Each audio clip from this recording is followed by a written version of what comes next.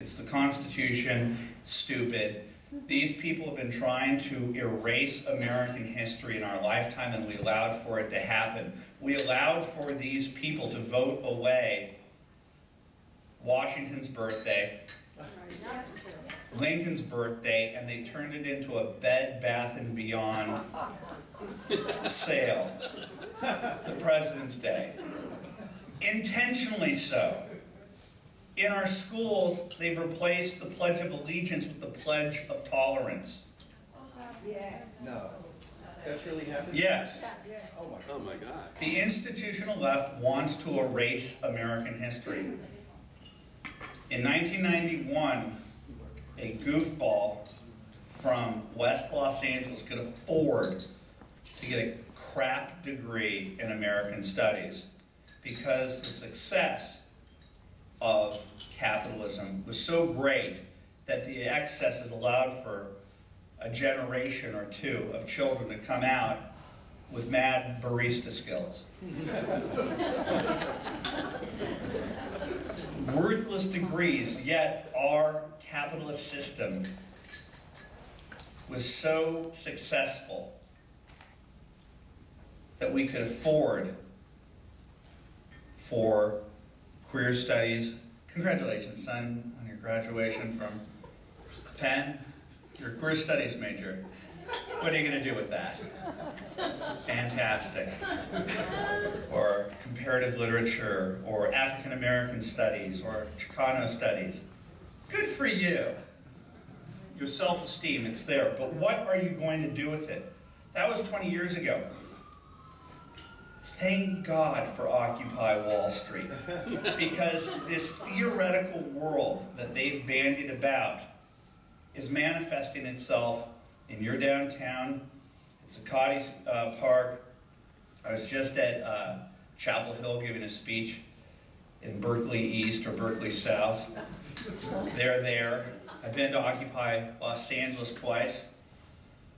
Been to Occupy DC. I was even in Occupy Reykjavik 2 weeks ago, right across the street from my hotel, and they spelled fascism wrong, and American fascism, and I talked to them. There were 7 of them, none of whom were staying in the tents, who admitted that there were Potemkin tent villages, that they were sleeping at their homes, but going there, and they just loitered around and were drinking throughout the day, and their fearless leader bragged to me that he was going to New York the next day.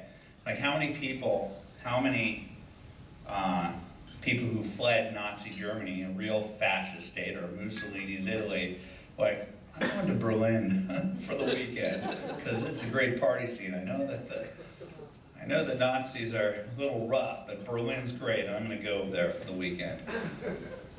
These people have done, not only has the Tea Party done us a huge favor by standing up for the right things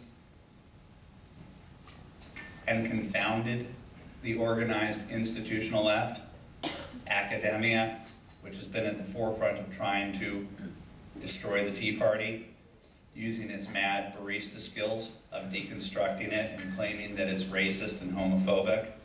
That's what all those degrees are about. You can't make a widget, you can't fathom making a widget, but you can graduate into a world and find racism, sexism, and homophobia in your soup. That's all they know how to do. And so when they saw the Tea Party saying, we want a return to the Constitution, constitutional values, and we want a return to limited government, their first instinct was a Tourette's-like racist, violent. So I went and I defended the Tea Party. I'm not much of a joiner, so I was kind of this guy in the periphery of the Tea Party, and I went out there and I told them, keep doing what you're doing, and the media and academia in Hollywood are going to call you racist because that's all they know how to do, and they're going to call you violent. And all I did for 3 years was go to tea parties, and I don't dress up like Paul Revere, though my hair is starting to turn founding fathers-like. I think that's like providential. I think it's being done on purpose by God, I do. That's how arrogant I am. And I'd go to these tea parties, and every single day I'd go and make a speech that was simply by watching the television or reading the papers and deconstructing, to use the left's terminology, the propaganda campaign against it. I would say that the height, it began on day one, April 15th of 2009, my first speech, in which I stated, when I went down to Orange County, and I said, to hell with the mainstream media. Today on MSNBC, the unfortunately named Contessa Brewer and Dylan Ratigan talked about the Tea Party being a violent and racist construct, and used as evidence a picture of a gentleman holding a gun at a rally in Arizona. And if you know how to use the internet, or you know anything about the internet, there's a thing called Photoshop. And either they used Photoshop or an X-Acto knife and scanned it. Is the photo of this gentleman holding the gun didn't have a head. Is that like Ichabod Crane, like the Headless Horseman? Like, why would they use... You really have to go out of your way when you take a photo. You really have to go out of your way to not include a head. Am I wrong? I mean, I'm self-taught, and I'm an autodidact. Right? But they had an entire discussion built around the premise of this racist gunman who was clearly racist against Barack Obama because he's black, half black. Well, the internet and the new media, don't tell this to Arianna Huffington of her new $315 million enterprise, the Huffington Post. The new media is not the Huffington Post. That is an extra layer that the mainstream media has created to protect itself, like Media Matters, that the institutional left, to protect the mainstream media, to be the narrative drivers of our time. The new media is a parallel to the Tea Party. It's we the people.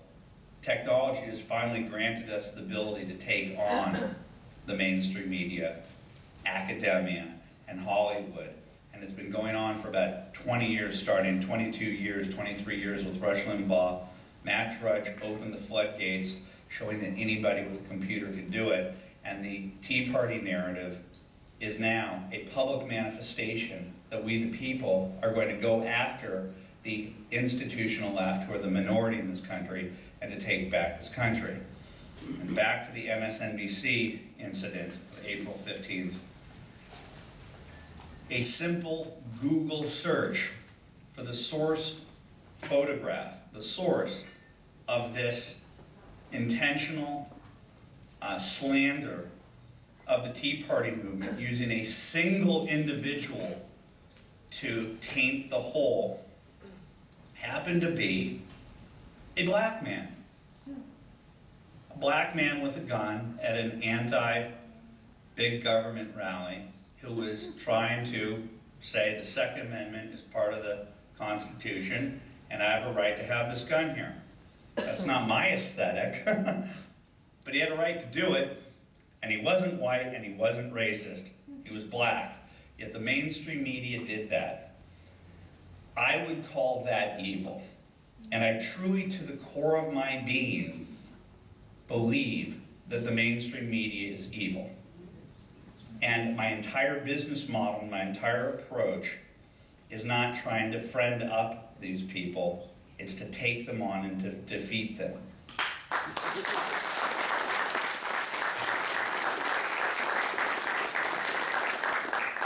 Their biggest manufactured lie in this deconstructive, cultural Marxist attempt to taint we the people as racist was the N-word lie by Congressmen Carson and Lewis, in which the mainstream media immediately took the word of Carson and Lewis and said that the Tea Party had hurled the N-word not just once,